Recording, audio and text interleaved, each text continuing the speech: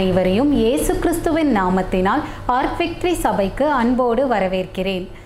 இன்றைய ஆராதனையில் தேவனுடைய பிரசன்னம் மற்றும் விடுதலையை அனுபவிப்பீர்கள் என்று உணர்கிறேன். ஆர்க் விக்டரி சபையானது பல்வேறு கலாச்சாரங்களையும் பல்வேறு பிரிவினர்களையும் கொண்ட சபையாகும். இங்கு தேவனை அன்போடும் ஆவியோடும் ஆராதிப்பதிலேயும் சத்திய வார்த்தையாகிய தேவ வசனத்தினாலும் ஜெபத்தினாலும் அன்பினாலும் ஐக்கியப்பட்டு இருக்கிறோம். இங்கு ஞாயிறு ஆராதனை போலவே டிசைபிள்ஷிப் குரூப்பும் முக்கியமானவை என்று உணர்கிறோம். ஆர்க் விக்டரி சபையானது மிஷனரி பணிகளை முதன்மையாக கொண்ட சபையாகும். தேசத்தில் எல்லா இடங்களிற்கும் சென்று தேவ அன்பை எடுத்து செல்ல வாஞ்சிக்கிறோம். இங்கு தேவனை அன்போடும் ஆவியோடும் ஆராதிப்பதிலேயும் சத்திய வார்த்தையாகிய தேவ வசனத்தினாலும் ஜெபத்தினாலும் அன்பினாலும் ஐக்கியப்பட்டு இருக்கிறோம். இங்கு ஞாயிறு ஆராதனை போலவே சீஷத்துவ குழுக்கள் அதாவது டிசைபிள்ஷிப் குரூப் முக்கியமானவை என்பதை விசுவாசிக்கிறோம். ஆர்க் விக்டரி சபையானது மிஷனரி பணிகளை முதன்மையாக கொண்ட சபையாகும். தேசத்தின் எல்லா இடங்களிலும் தேவனுடைய அன்பை எடுத்து செல்ல வாஞ்சிக்கிறோம். ஆதலால் தசம பாகங்களையும் காணிக்கைகளையும் திக்கற்றவர்களுக்காகவும் நம்பிக்கையின் நற்செய்தியை எடுத்து செல்வதற்காகவும் பயன்படுத்துகிறோம்.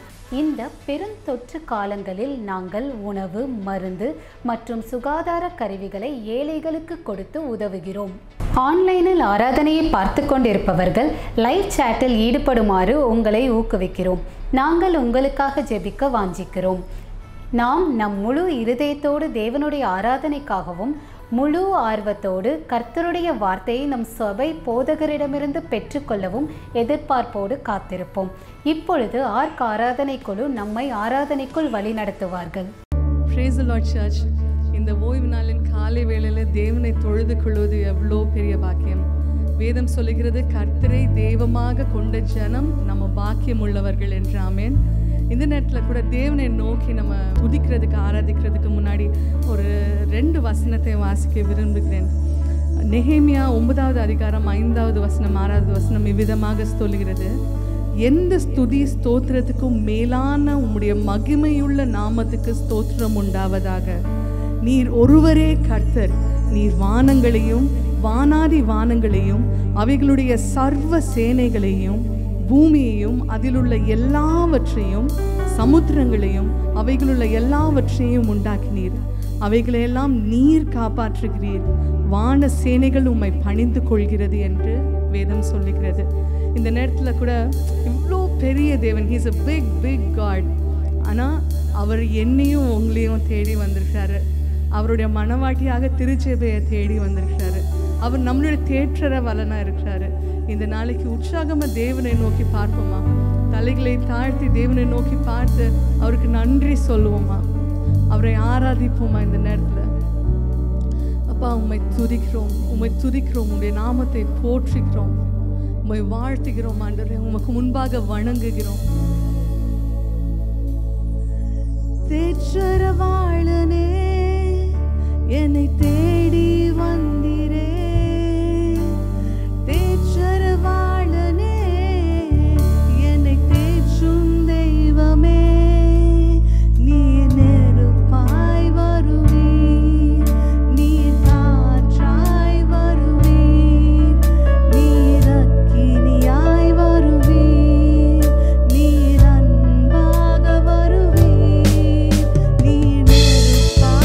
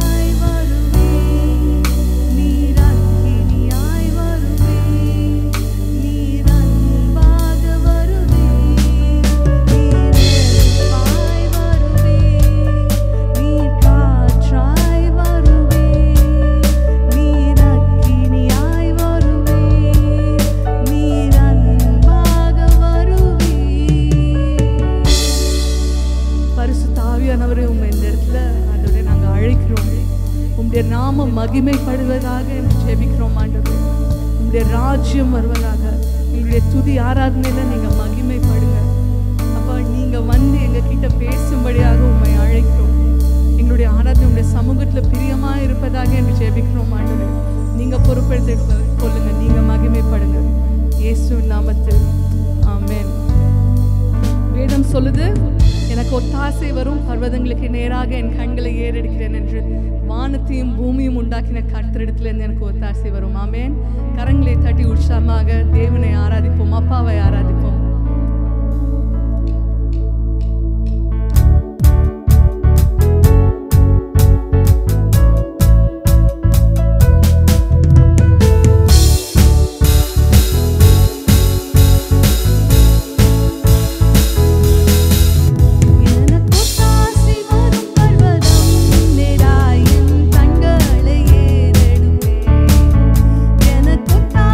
வரும்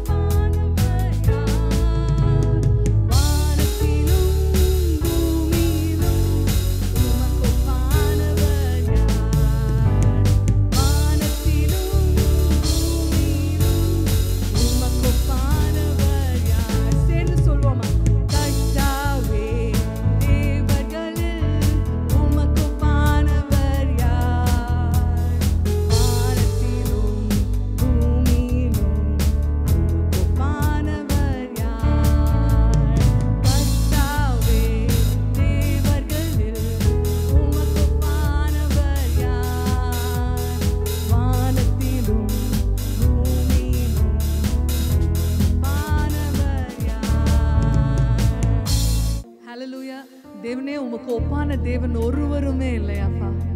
நீங்க மகா பெரிய தேவன், கிருபையும் இரக்கமும் நிறைந்த தேவன் ஆண்டவரே.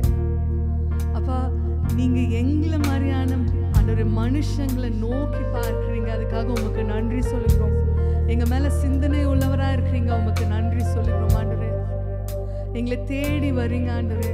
அப்பா, எங்களுக்கு யெகோவா ஈரேவாக இருக்கிறீங்க, அதுக்காக உமக்கு நன்றி சொல்லுகிறோம் ஆண்டவரே.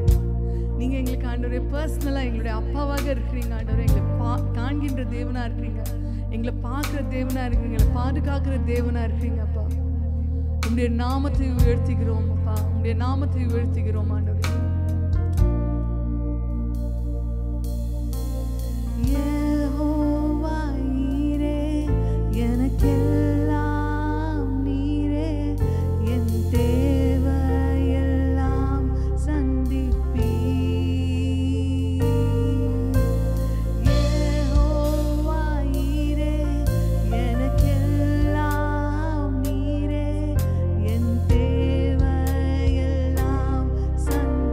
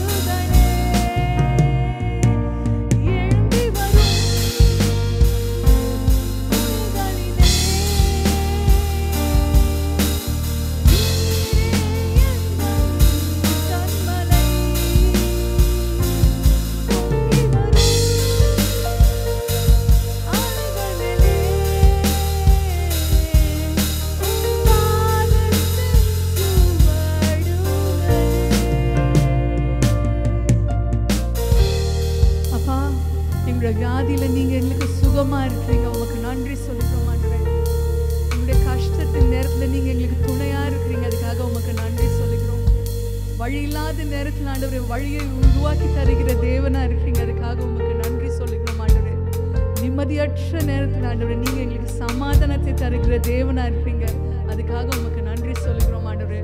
உம்மை ஆராதிக்கிறோம் அப்பா. உண்மை ஆண்டவரே எங்களுடைய தெய்வமாக கொண்ட நாங்கள் பாக்கியம் உள்ளவர்கள் அப்பா. உமக்கு நன்றி சொல்லுகிறோம், உமக்கு நன்றி சொல்லுகிறோம். இந்த நாமத்தை உயர்த்திக்கிறோம் ஆண்டவரே. எங்க கூட இருங்க, எங்களுக்குள்ள வாசம் பண்ணுங்க அப்பா. எங்க கிட்ட பேசுங்க, நீங்க மகிமைப்படுங்க. இயேசுவின் நாமத்தில் ஆமென். காலை வணக்கம் சபையே. நான் இந்த வார கூட்ட ஒழுங்குகளை உங்களுக்கு அறிவிக்கிறோம். காலை 8 மணிக்கு நமக்கு தமிழ் ஆராதனையும், 10 மணிக்கு ஆங்கில ஆராதனையும், 12 மணி பிற்பகல் 12 மணிக்கு நமக்கு ஆர்கரைஸ் ஆராதனையும் நடைபெறும். ஆர்கரைஸ் ஜூம் வழியாக நடைபெறும். காலை 11:30 விக்டரி கிட்ஸ் ஆராதனையும், 11:45 ட்வீன்ஸ் ஆராதனையும், மாலை 3:30 நமக்கு டீன்ஸ் ஆராதனையும், 5 மணிக்கு ஹிந்தி ஆராதனையும் ஜூம் வழியாக நடைபெறும். இந்த ஆராதனை குறித்த கூடுதல் தகவல்களுக்கு இந்த ஸ்க்ரீனில் தெரியும் நம்பருக்கு கான்டாக்ட் செய்யும்படியாக வேண்டிக் கொள்கிறோம். வருகிற செப்டம்பர் மாதம் 1ஆம் தேதி காலை 5:30 முதல் 6:30 மணி வரைக்கும் நமக்கு காலை டான் ஆராதனை நடைபெறுகிறது. இது ஆன்லைனிலும் நேர்முகமாகவும் நடைபெறும். நீங்கள் யாவரும் சீசத்துவ குழுவில் பங்கேற்கும்படியாக நாங்கள் உங்களை உற்சாகப்படுத்துகிறோம். இந்த குழுவில் நாம் தேவனுடைய வார்த்தையை பகிர்ந்து கொள்கிறதற்கும், ஒருவருக்கொருவர் ஜெபம் செய்வதற்கும், ஒருவரோடு ஒருவர் களி கூறுகிறதற்கும் ஒரு ஏற்ற தருணமாக இருக்கும். மேலும் விவரங்களுக்கு கீழே கொடுக்கப்பட்டிருக்கிற எண்ணில் தொடர்பு கொள்ளும்படியாக வேண்டிக் கொள்கிறோம். நன்றி. ஆமென். இது ஒரு மகிழ்ச்சியான நேரம்.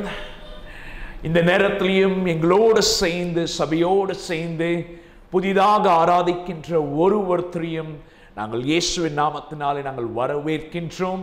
We welcome you in the name of Jesus. உங்களிடத்தில் ஏதாவது ஜெப குறிப்புகள் இருக்கும் என்று சொன்னால் நீங்கள் வாட்ஸ்அப் நம்பர் இடத்தில் நீங்கள் எழுதி அனுப்பும்படியாக நான் கேட்டுக்கொள்கின்றேன். உங்களுக்காக நாங்கள் கண்டிப்பாக நாங்கள் வந்து ஜெபிப்போம். ஸோ இந்த நேரத்திலையும் உங்களுக்காக நாங்கள் ஜெபிக்க வாஞ்சிக்கின்றோம். சபையில் இருக்கின்ற யாவரும் விசுவாசத்தோடு கரங்களை உயர்த்தி புதிதாக ஆராதிக்கின்ற ஒரு சகோதர சகோதரிகளுக்காக இந்த நேரத்தில் ஜெபிப்போம். நம்ம எல்லோரும் ஜெபிப்போம். பிதாவே, இந்த நேரத்திலையும் அருமையான தாய் தகப்பன்கள், சகோதர சகோதரிகள், உங்களுடைய பிள்ளைகள் முதல் முறையாக எங்களோடு சேர்ந்து ஆராதிக்கின்ற ஒருவரையும் நீங்கள் அறிந்திருக்கிறீங்க. ஆவியானவரே, ஒருவருடைய ஜெபங்களை நீங்கள் அறிந்திருக்கிறீங்க அப்பா. குற்ற உணர்வுகள், தேவைகள், கண்ணீர்கள், வியாதிகள் யாவற்றையும் நீங்கள் அறிந்திருக்கிறீங்க. ஆவியானவரே, ஒருவருடைய ஜீவனையும் நீங்கள் கட்டி எழுப்பும்படியாக, கட்டும்படியாக நாங்கள் ஜெபிக்கின்றோம். ஆளுகை செய்தருளும், ஆசீர்வதித்தருளும். இயேசுவின் நாமத்தினாலே ஜெபிக்கின்றோம் எங்கள் நல்ல பிதாவே. ஆமென், ஆமென், ஆமென். Thank you so much. So இந்த நேரத்தில் நம்ம வந்து சபைக்காக நாம் வந்து ஜெபிப்போம். சபைக்காக ஜெபிக்கின்ற நேரத்தில் ஒரு முக்கியமான ஜெப குறிப்பு. நாம் 29ஆம் தேதி இந்த ஞாயிறு வந்து நாம் வந்து பேப்டிசம் சர்வீஸ் நம்ம வந்து வைத்திருந்தோம். லாக்டவுன் நிமித்தமாக நம்மளால் வந்து இந்த ஞாயிறு வந்து பேப்டிசம் சர்வீஸ் வந்து நம்மளால் வைக்க முடியாது. 10 பேர் அவர்கள் வந்து ஞானஸ்தானத்தை எடுக்கும்படியாக இருக்கிறார்கள். ஸோ அவர்களுக்காக நாம் வந்து ஜெபிப்போம். இது ஒரு மகிழ்ச்சியான நேரம். வேதத்தில் நம்ம என்ன வாசிக்கின்றோம் என்று சொன்னால், இந்த மாதிரி காரியத்தை கண்டு பரலோகம் மகிழ்ச்சி அடைகிறது என்று சொல்லி. ஸோ நம்ம இவர்களுக்காக ஜெபிப்போம், சபைக்காக ஜெபிப்போம், ஒருத்தருக்காக நம்ம வந்து ஜெபிப்போம். அது மாத்திரமல்ல, இந்த ஞானஸ்தான ஆராதனைக்கு உங்களால் கலந்து கொள்ளக்கூடும் என்று சொன்னால் நீங்கள் வரும்படியாக நான் உங்களை அழைக்கின்றேன். ஸோ 10 பேர் யார் என்று சொன்னால், Gauri, Rekha Phalke, Karen, Samuel Peter, Jasper Kingston, aunty Gladys Christie, சகோதரி விமலோடைய மதரின்லாவாக இருக்கின்றார், யுவராஜ், பிரதர் பாலச்சந்தர், ஸ்ரீலக்ஷ்மி, ஷான் என்னுடைய மகன், அதே நேரத்திலும் ஜானட் என்று சொல்கின்ற இன்னொரு டீன்ஸ். இவங்க எல்லோரும் வந்து 11 பேர் ஞானஸ்தானத்துக்கு வந்து ஒப்பு கொடுத்துருக்கிறாங்க. நம்ம இவர்களுக்காக ஜெபிப்போமா? அதே போல ஒருத்தருக்காக ஜெபிப்போம், சபைக்காகவும் நாம் ஜெபிப்போம். இந்த நேரத்தில் எல்லோரும் ஒன்று சேர்ந்து ஜெபிப்போமே. பிதாவே, இந்த நேரத்திலையும் உடைய நாமத்தை நாங்கள் உயர்த்துகின்றோம். முக்கியமாக அப்பா, ஞானஸ்தானம் எடுக்க போகின்ற ஒரு சகோதர சகோதரிகளுக்காக உடைய பிரச்சனத்தில் வந்து நாங்கள் நிற்கின்றோம். ஒருவருடைய ஜீவன்களை நீங்கள் தொடும்படியாக, இருதயங்களை மாற்றும்படியாக, ஒரு புதிய ஆரம்பத்தை தரும்படியாக, அபிஷேகத்தினாலே நிரப்பி அப்பா உம்முடைய அழைப்பை நிறைவேற்றும்படியாக, உடைய நோக்கத்தை நிறைவேற்றும்படியாக நாங்கள் ஜெபிக்கின்றோம். அற்புதங்களை காண செய்ய. அதே நேரத்தில் சபையில் இருக்கின்ற ஒருவருக்காக நாங்கள் ஜெபிக்கின்றோம். ஒருவருடைய ஜீவனை நீங்கள் பாதுகாத்துக் கொள்ளுங்க. வாசல்களை திறந்தருளும், அற்புதங்களை செய்தருளும். நன்றி இயேசுவே, நன்றி ஆவியானவரே. அதே நேரத்தில் சபையுடைய தேவைகள், ரட்சகருடைய தேவைகள், மிஷன்ஸ் ஊழியங்களுடைய தேவைகள், ஓ நன்றி இயேசுவே. அதே நேரத்தில் பெட்ராஸுடைய தேவைகள், மீடியாவுடைய தேவைகள் யாவற்றையும் அற்புதமாக சந்தித்தரலாம். எவ்வளோ நாட்கள் எங்களை வழி நடத்தி கொண்டு வருகின்ற தேவனே, உமக்கு எல்லா துதி கனமும் மகிமையும் நாங்கள் செலுத்துகின்றோம். இயேசுவின் நாமத்தினாலே ஜெபிக்கின்றோம் எங்கள் நல்ல பிதாவே. ஆமென், ஆமென், ஆமென், ஆமென். கர்த்தருடைய நாமத்துக்கு மகிமை உண்டாகட்டும். தொடர்ந்து நாம் தேவனை ஆராதிப்போம். இதற்கு முன்பாக ஒரு 2 சாட்சிகள் இருக்கின்றது. தேவன் எப்படி சுகத்தை தருகின்ற தேவன், வாசல்களை திறக்கின்ற தேவன் என்று சொல்லி கேட்டு தேவனுடைய நாமத்தை மகிமைப்படுத்துவோம். ஆமென். Praise Lord church. எனக்கு கண்ணு கொஞ்சம் வலியா இருந்ததுன்னு ஜூன் மாசம் ஒரு ஐ டெஸ்ட் போயிருந்தேன். ஆப்டிக்கல்ஸ் தான் போய் டெஸ்ட் பண்ணேன். ஆனா அவங்க என்ன சொல்லிட்டாங்க, உடனே நீங்க ஒரு டாக்டரை பார்க்கணும் அப்படின்ட்டாங்க. அப்புறம் நாங்கள் டாக்டர்கிட்ட போனோம். அவங்க வந்து ஆன்ஜியோ ஸ்கேன் எல்லாம் எடுக்க சொன்னாங்க. எடுத்து பார்த்துட்டு ரிப்போர்ட்ல வந்து உங்களுக்கு வந்து ரைட் ஐல வந்து இன்டர்னல் ப்ளீடிங் இருக்கு. டியூ டு டயபெட்டிக் அந்த ப்ளீடிங்னால விஷனே இல்லை ரைட்ல. 2 கண்ணிலையும் நர்வ்ஸ் பல்ஜ் ஆயிருக்கு. இத்தனை நாளா நீங்க வந்து லெஃப்ட் ஐல தான் மேனேஜ் பண்ணிருக்கீங்கன்னு சொன்னாங்க. ஸோ உடனே வந்து நீங்க ட்ரீட்மெண்ட் எடுத்தாகணும். Already late, at the earliest நீங்க ட்ரீட் பண்ணி ஆகணும். லேசர் ட்ரீட்மெண்ட் பிளஸ் கேட்ராக்ட், அதுக்கப்புறம் ரைட் ஐல இன்ஜெக்ஷன், இதெல்லாம் கண்டிப்பா நீங்க பண்ணிடணும். 1.5 lakhs ஆகும் அப்படின்னு சொல்லி அனுப்பிச்சிட்டாங்க. ரொம்ப டிப்ரெஸ்டா இருந்தது. என் தம்பி ஒரு பாஸ்டர், அவரோட சர்ச்ல ஒரு ரெட்டினா ஸ்பெஷலிஸ்ட் இருக்காங்க. அவங்க கிட்ட செகண்ட் ஒப்பீனியனுக்கு போனோம். அவங்க பார்த்து ரிப்போர்ட்டை பார்த்துட்டு கட்டாயம் இன்ஜெக்ட் பண்ணி ஆகணும், இன்னும் கண்டிஷன் வேர்ஸ் ஆகாம இருக்கிறதுக்கு இந்த இன்ஜெக்ஷன் இஸ் அ மஸ்ட்னு சொல்லிட்டு வேற எதுவும் இப்ப நம்ம பண்ண வேண்டாம், இன்ஜெக்ட் பண்ணிடுங்க, 1 month கழிச்சு பார்க்கலாம்னு சொன்னாங்க. இன்ஜெக்ஷன் வந்து ஜூன் 24th நாங்க போட்டோம்.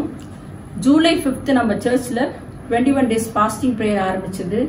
அந்த ஃபாஸ்டிங் ப்ரேயர்ல பாஸ்டர் இதை ஷேர் பண்ணி எனக்காக ஜெபிக்க சொன்னாரு. கர்த்தருடைய பரிசுத்த நாமத்துக்கு ஸ்தோத்திரம். நாங்க ஜூலை 24th அடுத்த செக் போகும்போது ஸ்கேன் எடுத்து பார்த்தாங்க. நானும் இசப்பா இந்த அடுத்த தடவை போகும்போது இன்ஜெக்ஷன்லாம் வேண்டாம் ஆண்டவரேன்னு தான் ஜெபம் பண்ணேன். கண்டிப்பா கூடி ஜெபிக்கும் போது ஒரு வல்லமை இருக்குது அதுல. அந்த செகண்ட் செக்அப் போகும்போது ஸ்கேன் ரிப்போர்ட்ல பார்த்து டாக்டர் சொல்லிட்டாங்க நல்ல இம்ப்ரூவ்மெண்ட் இருக்குது. ஸ்ட்ரெயிட் விஷன் மட்டும் தான் இன்னும் வரல உங்களுக்கு, பட் நல்ல இம்ப்ரூவ்மெண்ட் இருக்குது. இன்னொரு இன்ஜெக்ஷன்லாம் இப்போதைக்கு வேண்டாம், 6 weeks கழிச்சு வாங்க, அப்புறம் இன்னொரு ஸ்கேன் எடுத்து பார்க்கலாம்னு சொல்லிட்டாங்க. உண்மையிலே ஆண்டவருக்கு நான் நன்றி சொல்றேன். விஷனே இல்லைன்னு சொன்னாங்க, ஆனா ஆண்டவர் எனக்கு வந்து இப்போ வந்து சைட்லலாம் எனக்கு நல்லா பார்க்க முடியுது. கர்த்தருடைய நாம மகிமைப்படுவதாக. ஜெபித்த பாஸ்டருக்கும் சபையாருக்கும் நான் நன்றி சொல்றேன். கர்த்தருடைய பரிசுத்த நாமத்துக்கு ஸ்தோத்திரம். கடந்த நாட்களில் நடைபெற்ற 21 days ஃபாஸ்டிங் ப்ரேயர்ல தொடர்ந்து கலந்து கொள்ளும்படியாக கர்த்தர் எனக்கு பெரிய கிருபை அளித்தார். இல்லை என்னோட ப்ரேயர் ரெக்வஸ்ட் 3 ப்ரேயர் ரெக்வஸ்ட். ஒன்று வந்து பரிசுத்தமா ஜீவிக்கணும், இன்னும் வந்து பரிசுத்தமா ஜீவிக்கணும், இன்னும் கர்த்தரிடத்துல நெருங்கி ஜீவிக்கணும். என்னோட மகன் இன்டர்வியூஸ் அட்டன் பண்ணிட்டு இருந்தான். அவனுக்கு ஒரு நல்ல கம்பெனியில வேலை கிடைக்கணும், நல்ல வேலை கிடைக்கணும்னு சொல்லிட்டு ப்ரேயர் பண்ணிட்டு இருந்தேன். அந்நேரம் பாஸ்டர் வந்து எல்லாத்துக்காகவும் ஜெபம் பண்ணும்போது இந்த இன்டர்வியூஸ் அட்டன் பண்றவங்களுக்காக ஜெபம் பண்ணப்ப நானும் விசுவாசத்தோட ஜெபம் பண்ணேன், என் மகனுக்காகவும் ஜெபம் பண்ணேன். அதில் நல்ல கம்பெனிஸ்ல கிடைக்கும்படியா செஞ்சார். 3 கம்பெனியில கிடைச்சிச்சு. அசஞ்சர், HCL, விப்ரோல கிடைச்சிச்சு. இதுல விப்ரோல தொடர்ந்து அவன் வேலை பார்த்துட்டு இருக்கான். கர்த்தருடைய நாமம் மாத்திரம் மகிமைப்படுது. So glory be to God. கர்த்தருடைய நாமத்துக்கு மகிமை உண்டாகட்டும். அருமையான சாட்சிகளுக்காக. So இந்த நேரத்திலையும் நம்ம நம்மளுடைய காணிக்கைகளோடும் தசம்பாகங்களோடும் நாம் தேவனை உதாரத்துவமாக நம்மளுடைய ஜீவனை முதலாவது காணிக்கையாக செலுத்தி அவரை ஆராதிப்போமா? ஸோ இந்த நேரத்திலையும் ஹரிப்பிரியா நம்மளை இந்த ஜெபத்துக்கு நேராக வழி நடத்துவார்கள். தொடர்ந்து நாம் தேவனை ஆராதிப்போம். Praise Lord church. நாம் இப்பொழுது நம்முடைய காணிக்கைகளினாலும் தசம பாகங்களினாலும் கர்த்தரை கனம் பண்ணுவோம். நீதிமொழிகளின் 3:9 சொல்லப்படுகிறபடி உன் பொருளாலும் உன் எல்லா விளைவின் முதற் பலனாலும் கர்த்தரை கனம் பண்ணி என்று சொல்லுகிறார். ஆம் பிரியமானவர்களே, நாம் அப்படியாய் நம்முடைய முதற் பலன்களினால கர்த்தரை கனம் பண்ணும் பொழுது அவர் நம்மை உயர்த்த வல்லவராய் இருக்கிறார். வார்த்தை என்ன சொல்கிறது? உற்சாகமாய் கொடுக்கிறவனிடத்தில் தேவன் பிரியமாய் இருக்கிறார் என்று. ஆம், நம்ம மேல அவர் ரொம்ப பிரியம் வைத்திருக்கிற காரணத்தினால அந்த 10% எதிர்பார்க்கிறார்.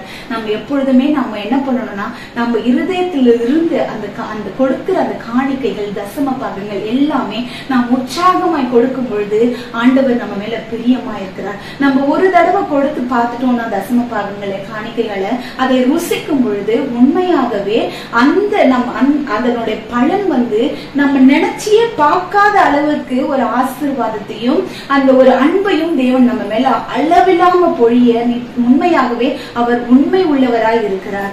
ஆமா பிரியமானவர்களே, நாம் இப்பொழுது நம்ம காணிக்கைகளை செலுத்தலாமா?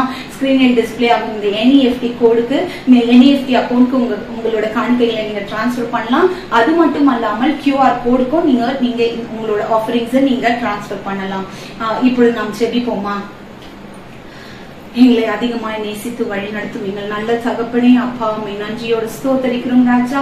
இந்த நல்ல நேரத்துக்காக உமக்கு நன்றியை செலுத்துகிறோம் ஆண்டவரே.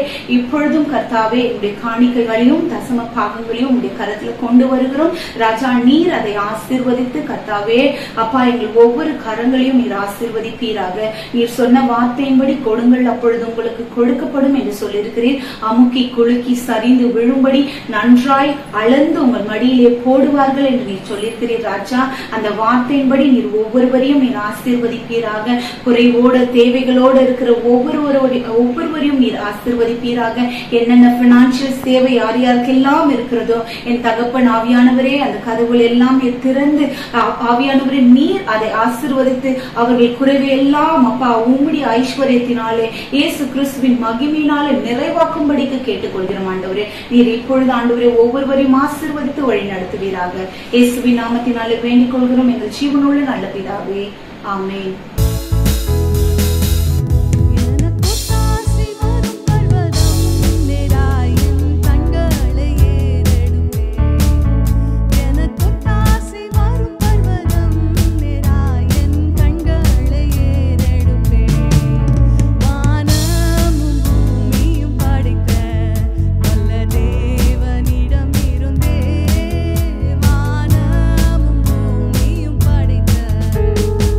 Yes.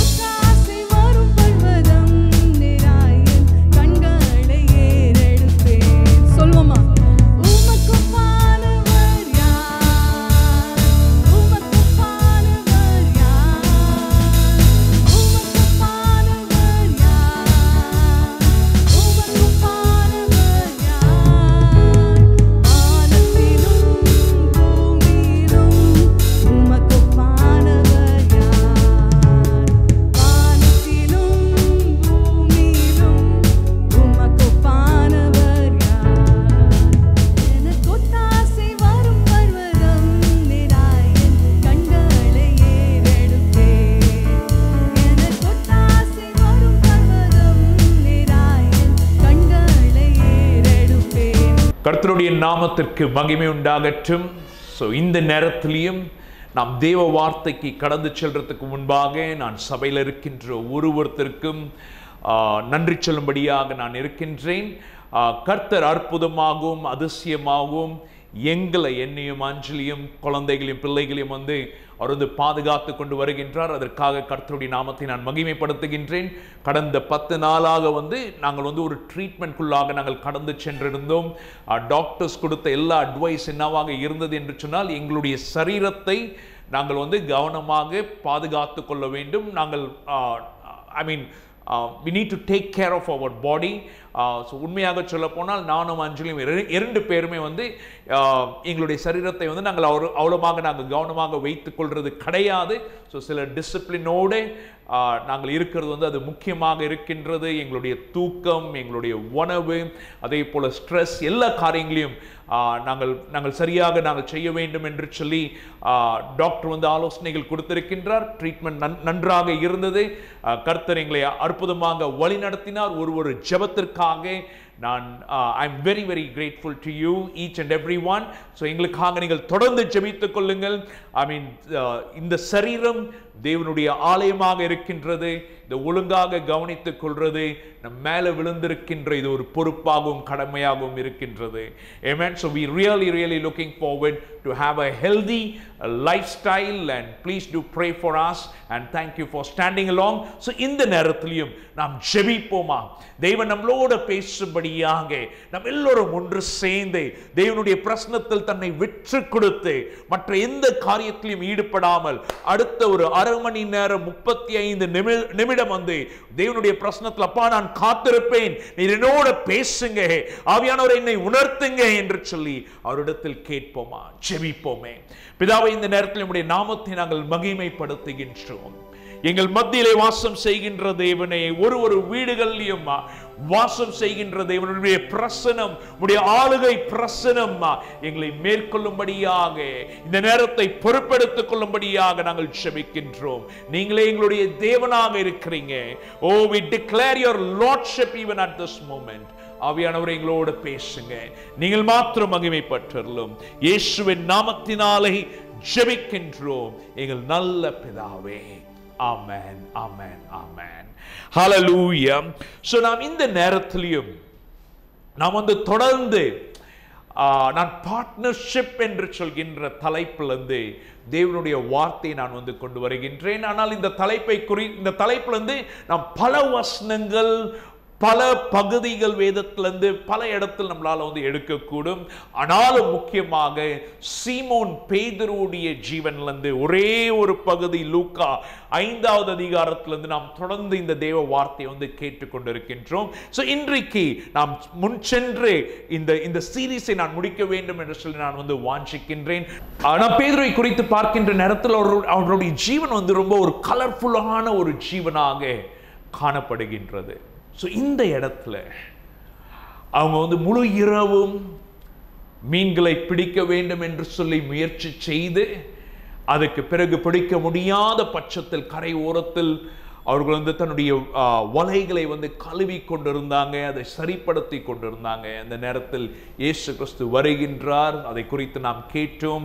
எப்படி வலைகளை வீச வேண்டும் என்று சொல்கின்றார். பேதுரு ஒரே ஒரு வலையை போட்டார். அந்த வலை முழுமையாக மீன்களால் நிரம்பி போகின்றது. வலை அருந்து போகும்படியாக நிலைமை வருகின்றது. அந்த நேரத்தில் பேதுரு தன்னுடைய நண்பர்களை நோக்கி கூப்பிடுகின்றான். அவர்கள் உதவி செய்கிறார்கள். பேதுருடைய படகு மாத்திரம் அல்ல, நண்பர்களுடைய படகும் முழுமையாக மீன்களால் நிரப்பப்படுகின்றது. அது நிமித்தமாக 2 படகும் முழுகிற அளவுக்கு மீன்களை அவர்கள் பிடித்தார்கள் என்று சொல்லி வாசிக்கிறோம். ஆனால் அதுக்கு பிறகு பேதுருடைய ஜீவன்ல அந்த இடத்துல ஏதோ ஒரு காரியம் நடைபெறுகின்றது.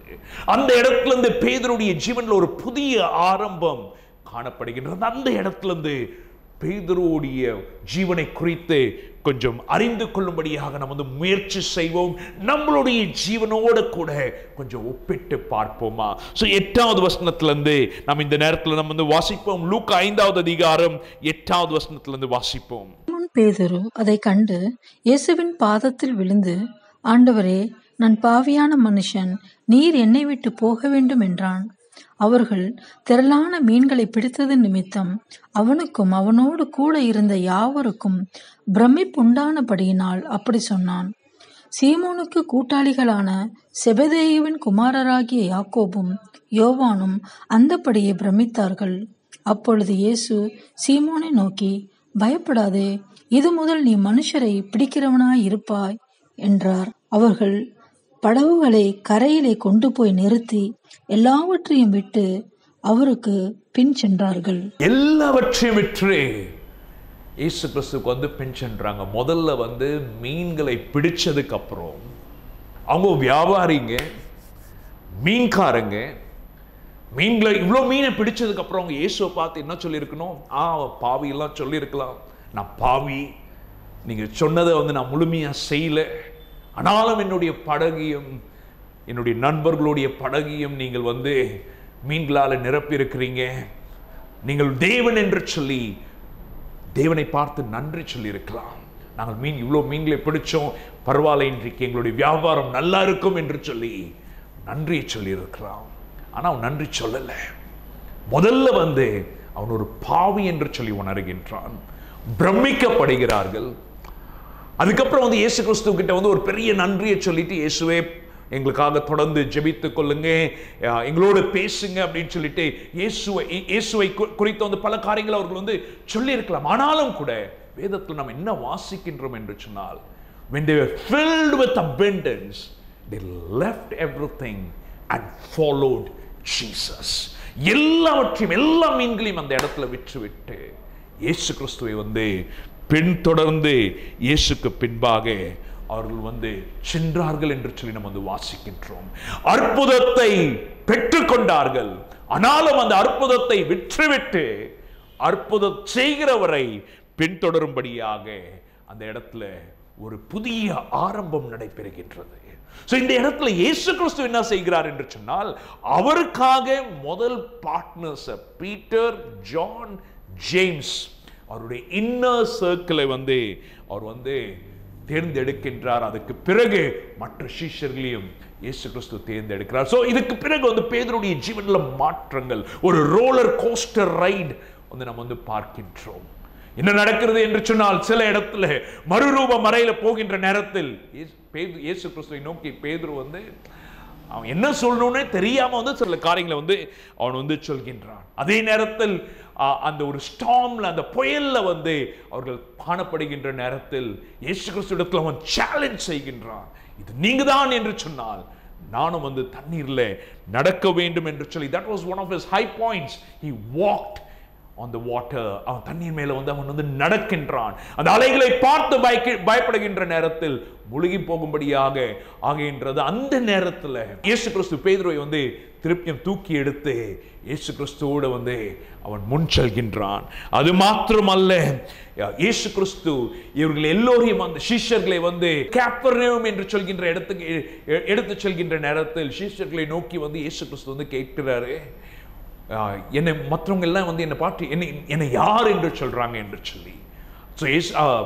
எல்லாரும் சொல்றாங்க, சிலர் உங்களை யோவான் ஸ்நானன், சிலர் உங்களை தீர்க்கதரிசி அப்படின்னு சொல்றாங்க. அப்படின்னு சொல்கின்ற நேரத்தில் அவர் சீஷர்களை நோக்கி இயேசு கேட்கின்றார், நீங்க யார் என்று சொல்றீங்க என்று சொல்லி கேட்கின்ற நேரத்தில், அந்த நேரத்தில் சீமோன் பேதுரு, நீங்க தான் Messiah, you are the Christ, நீங்க தான் மெஸ்ஸாயா என்று சொல்கின்ற நேரத்தில் இயேசு கிறிஸ்து பேதுருவை பாராட்டுகின்றார்.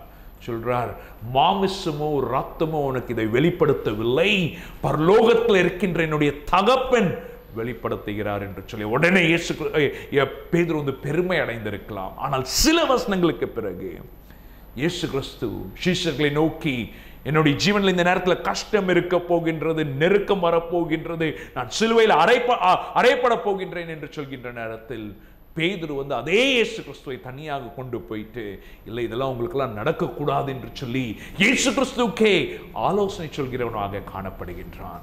அந்த நேரத்தில் என்ன நடக்கிறது என்று சொன்னால், இயேசு கிறிஸ்து பேதுருவை நோக்கி பார்த்து, அப்பாலே போ சாத்தானே பிசாசே என்று சொல்லி இயேசு கிறிஸ்து பேதுருவிடத்தில் சொல்கின்றான்.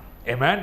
அதுக்கு பிறகு நம்ம வந்து வாசிக்கின்ற நேரத்தில் இயேசு கிறிஸ்து வந்து பேதுருவை எல்லாரிடத்திலையும் பார்த்து சொல்றாங்க, நீங்க எல்லாரும் என்ன வந்து விட்டு போக போறீங்க அப்படின்னு சொல்கின்ற நேரத்தில் பேதுரு சொல்றாங்க, யார் உங்களை விட்டு போனாலும் நான் உங்களோட வந்து மரணத்துக்கு கூட போகிறதுக்கு வந்து தயாராக இருக்கின்றேன், சிறைசாலைக்குள்ளாக போகிறதுக்கு வந்து தயாராக இருக்கின்றேன் என்று சொல்கின்ற நேரத்தில், அந்த நேரத்தில் இயேசு கிறிஸ்து பேதுருவை நோக்கி சில காரியங்கள் வந்து சொல்கின்றார். மத்தேயு 26வது அதிகாரம் 33வது வசனத்திலிருந்து சீக்கிரமாக வாசிப்போமா? அவருக்கு பிரதியுத்தரமாக, உமது நிமித்தம் எல்லாரும் இடரல் அடைந்தாலும் நான் ஒரு காலும் இடரல் அடையேன் என்றார். இயேசு அவனை நோக்கி, இந்த ராத்திரியிலே சேவல் கூவுகிறதற்கு முன்னே நீ என்னை 3 தரம் மறுதலிப்பாய் என்று மெய்யாகவே 3 தரம் என்னை மறுதலிக்கப் போகிறார் என்று சொல்கின்றார். அதற்கு பேதுரு, நான் உம்மோடே மரிக்க வேண்டியதா இருந்தாலும் உம்மை மறுதலிக்க மாட்டேன் என்றான். சீஷர்கள் எல்லாரும் அப்படியே சொன்னார்கள். நல்லா சொல்றது கேளுங்க. அப்ப அந்த இடத்துல வந்து பேதுரு என்ன சொல்கிறார் என்று சொன்னால்,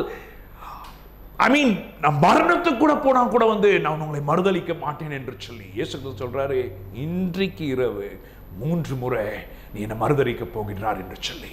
பல நேரத்தில் இயேசு கிறிஸ்துடைய ஜீவனில் எல்லாமே நன்மையாக நடந்து கொண்டிருக்கின்ற நேரத்தில் பேதுரு வந்து இயேசு கிறிஸ்துடைய பெஸ்ட் மேனாக காணப்பட்டார்.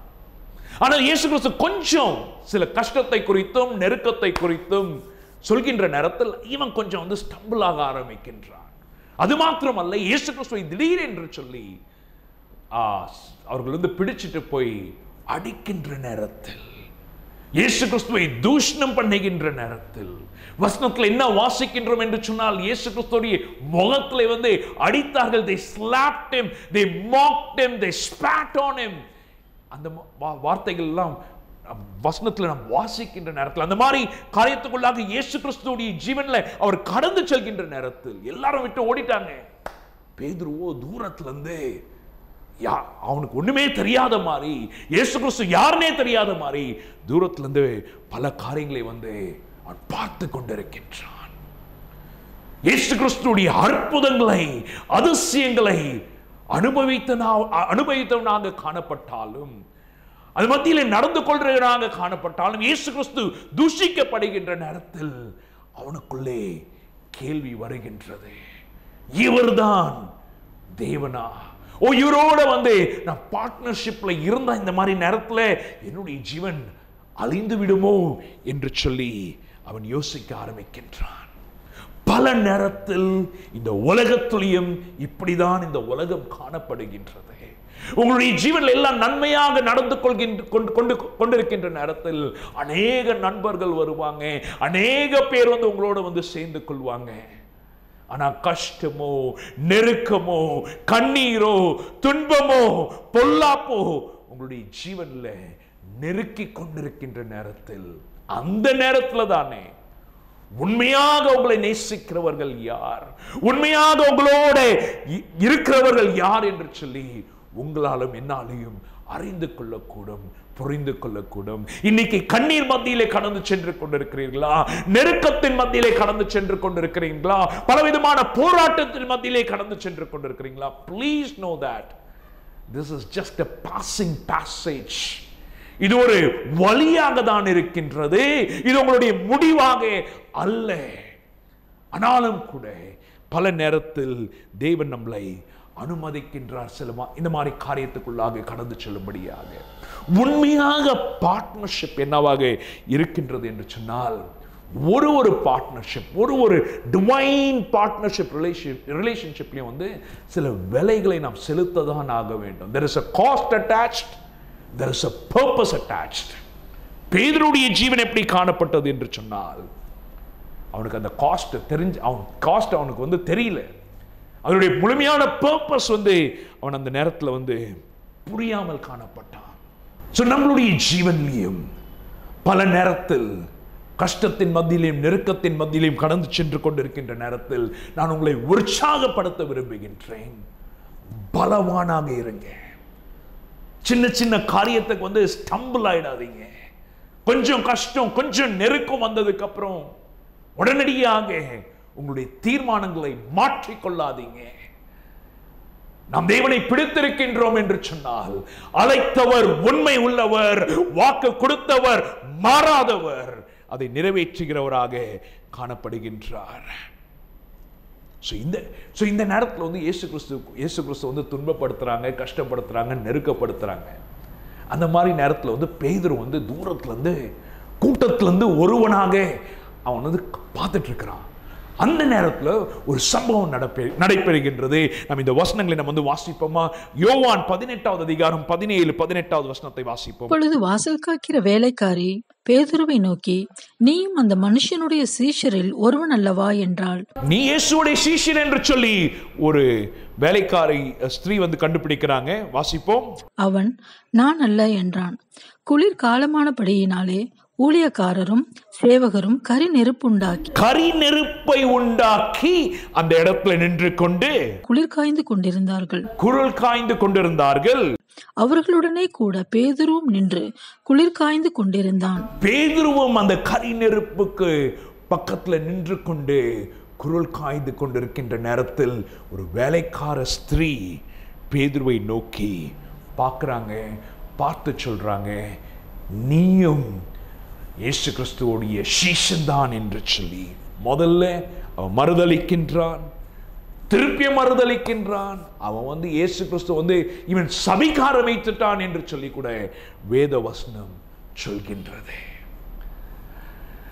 மூன்றாவது முறை அவன் மறுதலிக்கின்ற நேரத்தில் இயேசு கிறிஸ்து பேதுருவை நோக்கி பார்க்கின்றார். லூக்கா 22வது அதிகாரம் 61வது 62வது கொஞ்சம் வசனத்தை சீக்கிரமாக வாசிப்போமா?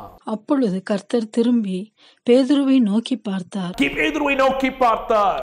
சேவல் கூவுகிறதற்கு முன்னே நீ என்னை 3 தரம் மறுதலிப்பாய் என்று கர்த்தர் தன்னிடத்தில் சொன்ன வசனத்தை உடனே பேதுரு நினைவு கூர்ந்து வெளியே போய் மனங்கசந்து அழுதான். அழுகின்றான். அந்த நேரத்தில் இயேசு கிறிஸ்து 3வது நேரம் மறுதலிக்கின்ற நேரத்தில் இயேசு கிறிஸ்து பேதுருவை நோக்கி பார்க்கிறாரு. உடனே பேதுருடைய கண்களும் இயேசு கிறிஸ்துடைய கண்களை வந்து மீட் பண்றது, ஐ டு ஐ மீட் பண்ணுகின்ற நேரத்தில் பேதுருக்கு உடனே ஞாபகம் வருது இயேசு கிறிஸ்து சொன்ன வார்த்தை, என்னை 3 முறை நீ மறுதலிக்க போகின்றார் என்று சொல்லி. அதை கேட்டதுக்கு பிறகு வசனம் சொல்கின்றது, அவன் போய் கசந்து அவன் வந்து அழுகின்றான் என்று சொல்லி. பேதுரு வந்து மன கசந்து அழுகின்றான். ஆனால் இன்னொரு பெரிய கேள்வி என்னவாக இருக்கின்றது என்று சொன்னால், இயேசு கிறிஸ்துவ பேதுருவை நோக்கி பார்க்கின்ற நேரத்தில் அது என்ன மாதிரி ஒரு பார்வையாக இருந்திருக்க கூடும்? கோபமான பார்வையா? என்ன மாதிரி பார்வையாக? கண்டிப்பாக அடுத்த காரியங்கள் நடைபெறுகின்றதை பார்க்கின்ற நேரத்தில் இயேசு கிறிஸ்துவுடைய பார்வை must have been the look of compassion. மனமிறங்கி ஒரு அன்போடு பேதுருவை நோக்கி இயேசு கிறிஸ்து பார்த்திருப்பார். நான் ஏன் இந்த காரியத்தை சொல்கிறேன் என்று சொன்னால், I'm actually every time எத்தனை முறை நான் இந்த வசனத்தை வாசிக்கின்ற நேரத்தில் எந்த விதத்தில் பேதுருவை வந்து இயேசு கிறிஸ்து டீல் பண்ணாரோ அதை நான் பார்க்கின்ற நேரத்தில் I'm always blown away by the way Peter deals, by the way Jesus deals with Peter. இயேசு கிறிஸ்து வந்து பேதுருவை வந்து எப்படி டீல் பண்றார் என்று சொல்லி பார்க்கின்ற நேரத்தில் நான் that is greatness. அது ஒரு மகத்துவமான காரியமாக இருக்கின்றது. எப்பவுமே வந்து ஒரு ஆங்கிலத்தில் ஒரு பழமொழியாக சொல்லுவாங்க, to err is human but to forgive is divine. தவறு செய்கின்றது அது மனுஷனாக இருக்கிறபடினால் நம்ம எல்லோரும் தவறு செய்கின்றோம். ஆனால் மன்னிக்கிறது அது தெய்வீகத்தனம் என்று சொல்லி. இயேசு கிறிஸ்து வந்து பேதுருவை வந்து அவன் தவறு செஞ்சான் அப்படின்னு சொல்லிட்டு மன்னிக்கிறது மாத்திரம் அல்ல, பட் பேதுரு வந்து இயேசு கிறிஸ்து வந்து ரெஸ்டோர் பண்ணுகின்றார். திருப்பியமாக அவருடைய அழைப்புக்கு நேராக பேதுருவை வந்து வழி நடத்துகின்றார்.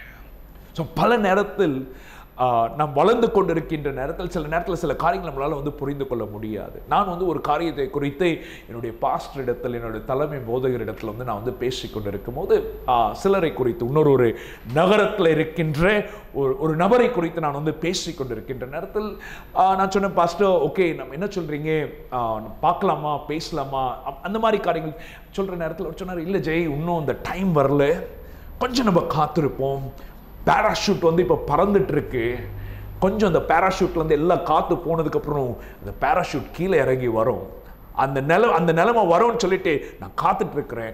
அந்த நேரத்தில் நம்ம போய் பேசலாம் அப்படின்னு சொல்லிட்டு சொல்கின்ற நேரத்தில், I mean, this comes more out of experience. This comes more of divineness in a person. பல நேரத்தில் யாராவது உங்களை ஏமாத்திட்டாங்க, யாராவது உங்களுக்கு விரோதமாக சில காரியங்கள் செய்கிறாங்க அப்படின்னு சொன்னா நம்ம வந்து விட்டு விடலாம், நம்ம வந்து மன்னிச்சுட்டு விட்டு விடலாம். ஆனா வந்து அவர்களுடைய ஜீவனும் தேவனுடைய பார்வையில் வந்து முக்கியமாக இருக்கின்றது. ஒரு சில காரியங்கள் நம்மளுடைய ஜீவன்ல வந்து காயங்களாலே நாம் பாதிக்கப்பட்டிருக்கலாம். அந்த காயங்களை மேற்கொள்றது ஒரு காரியமாக இருக்கின்றது.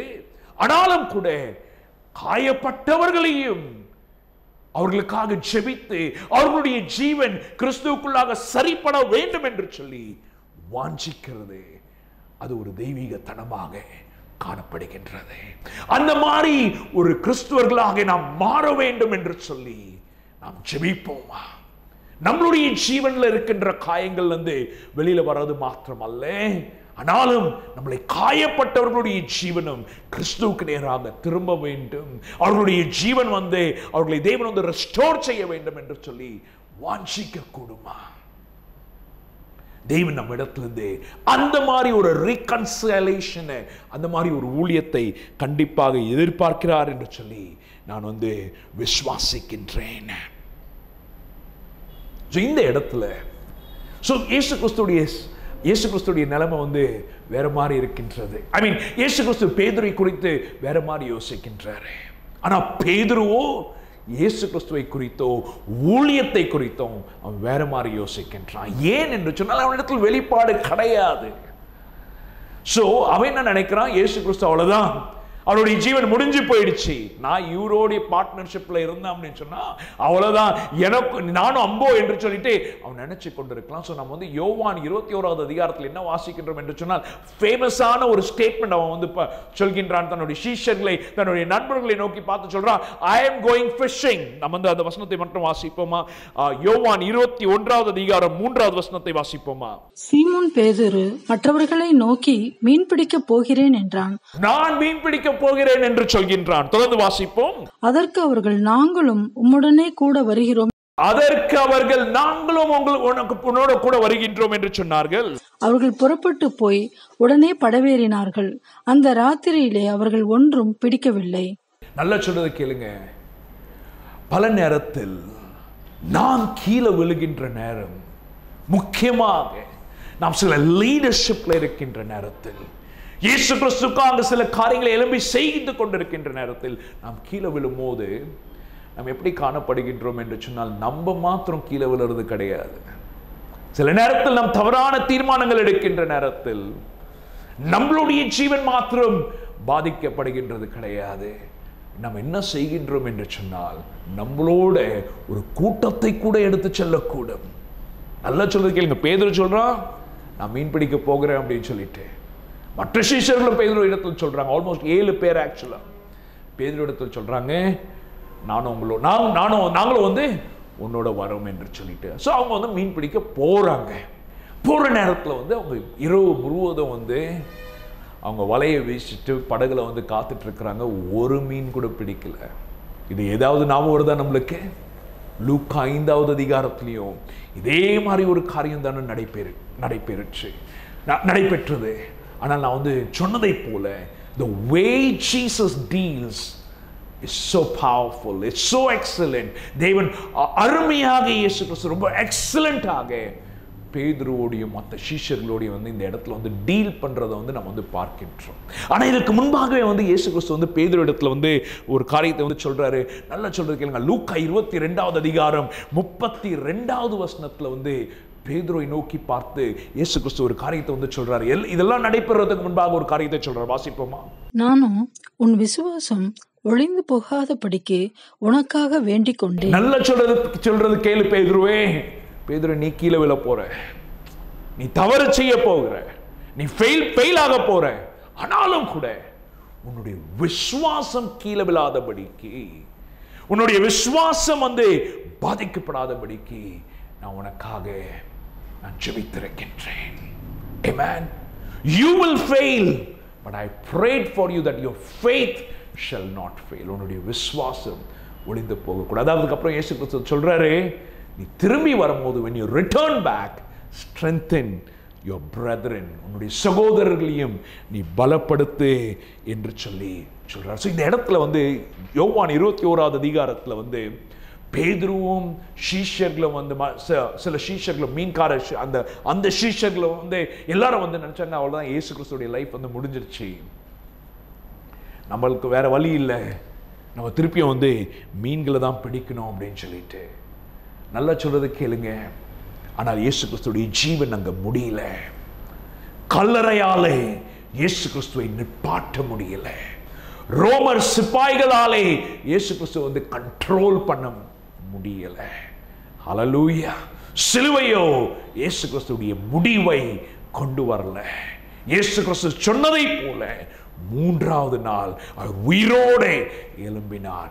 இவர்கள் நினைத்தார்கள் கதை முடிந்தது என்று சொல்லி, அவர்களுடைய கதை இயேசு கிறிஸ்துவோடு முடிந்தது என்று சொல்லி. பல நேரத்தில் உங்களுடைய ஜீவனில் நீங்கள் தவறுகள் செய்திருக்கலாம், தப்பு கணக்கு போட்டிருக்கலாம், பல நேரத்தில் தவறான தீர்மானங்களை எடுத்திருக்கலாம். இதோடு எல்லாம் முடிந்து போய்விட்டது, என்னுடைய ஜீவனில் வந்து எந்த நன்மையும் நடக்காது என்று சொல்லி நீங்கள் சிந்தித்துக் கொண்டிருக்கலாம். ஆனாலும் நீங்க எந்த தேவனை ஆராதித்துக் கொண்டிருக்கிறீர்கள் என்று சொன்னால் அவர் திருப்பியமாக உங்களுக்கு சான்ஸ் கொடுக்கின்ற தேவனாக இருக்கின்றார்.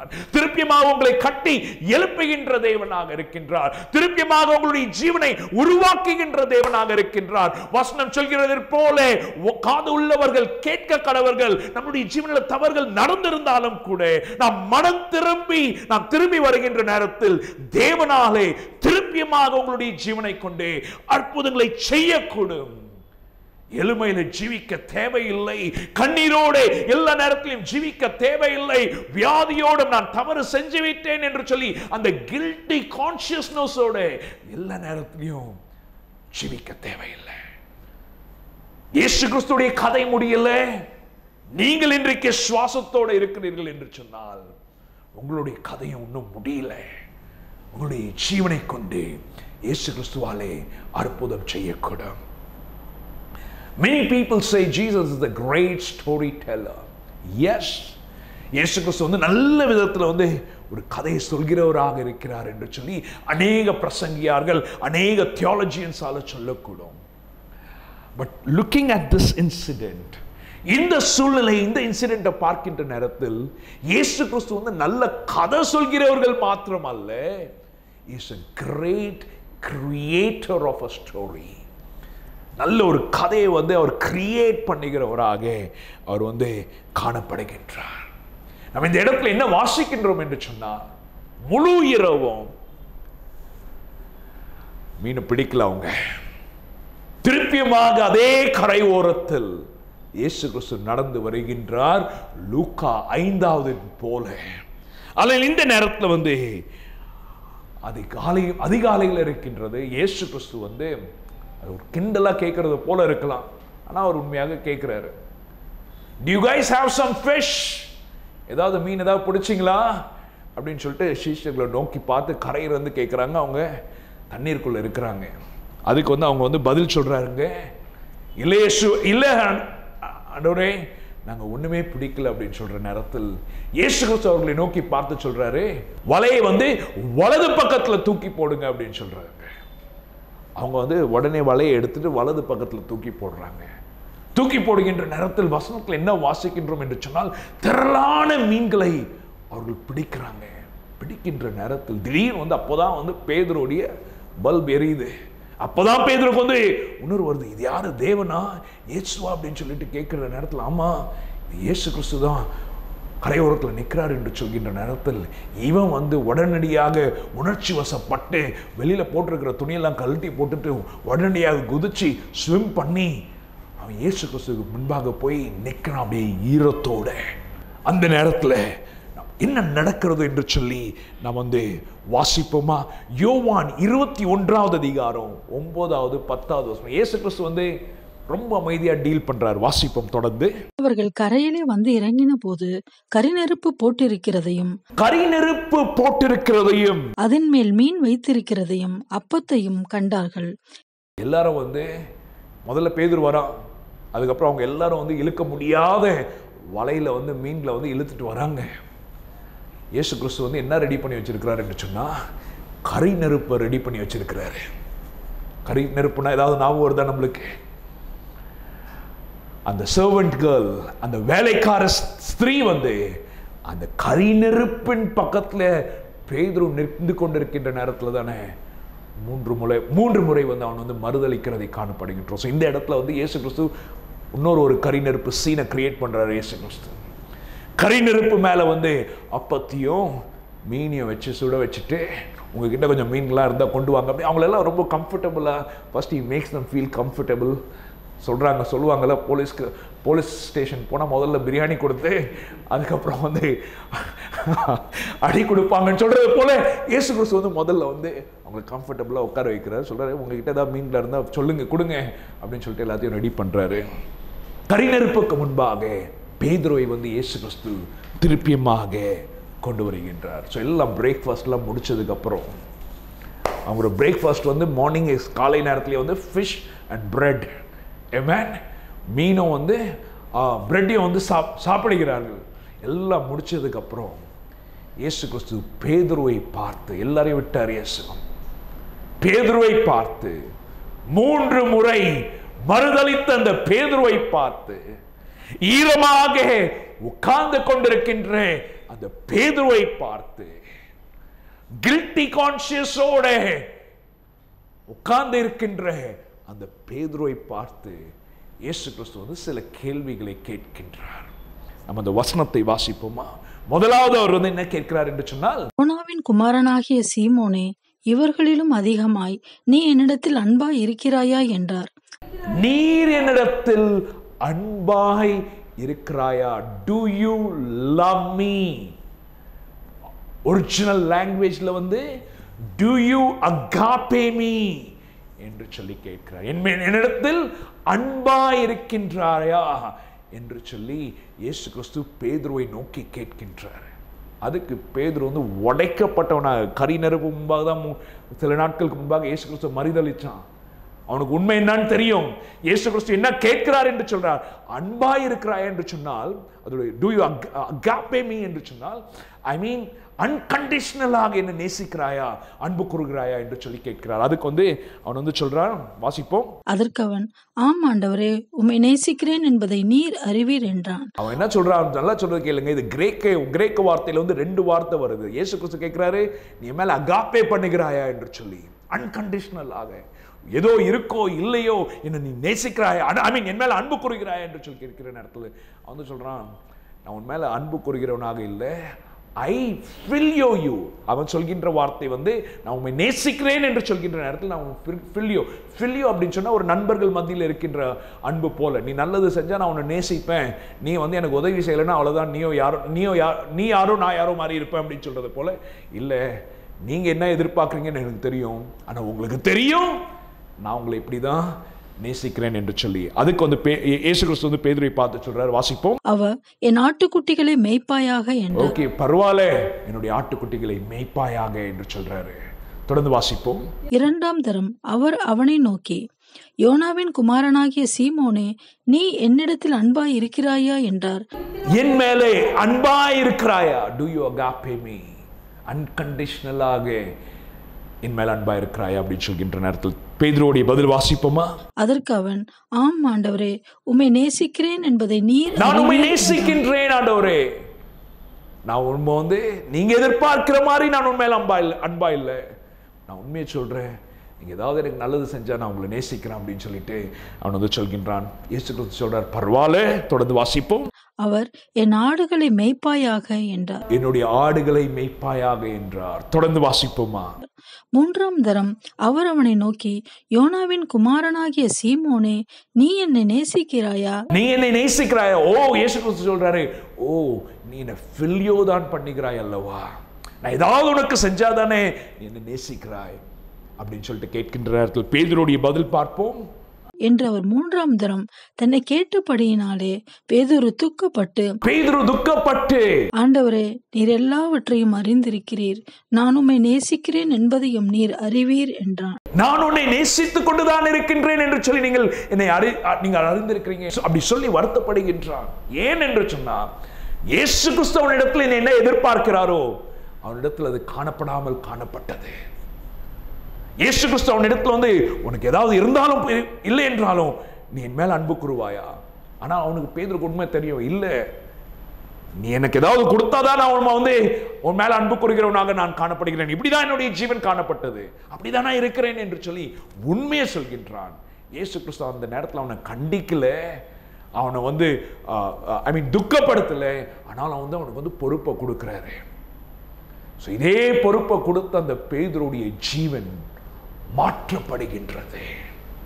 நம்ம எல்லோரும் அறிந்திருக்கின்றோம் எப்படி அவன் பரிசுத்த ஆவியினாலே நிரப்பப்பட்டு இந்த ஒரு மீன்காரனாக இருந்த இந்த பேதுரு அவனுடைய ஜீவன் எப்படி மாறுகின்றது.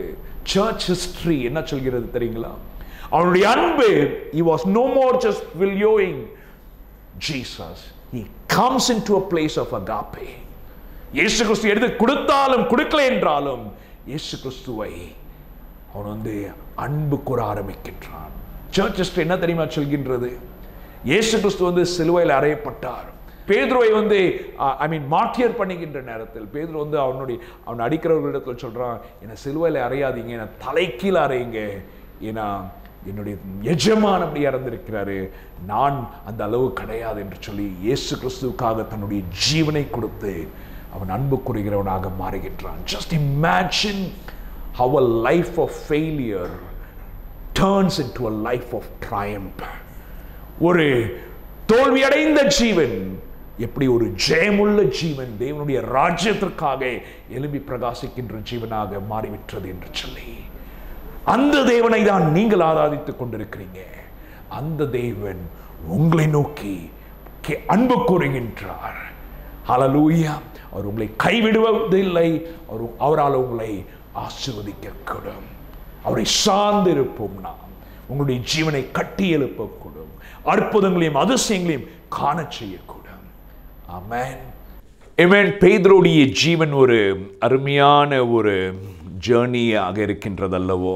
அவனுடைய ஆரம்பம், அவனுடைய நடுவில் ஜீவித்த ஜீவன், ரோலர் கோஸ்டர் ரைட், ஆனால் கடைசியாக அவனுடைய ஜீவன் ரொம்ப அருமையாக முடிகின்றது.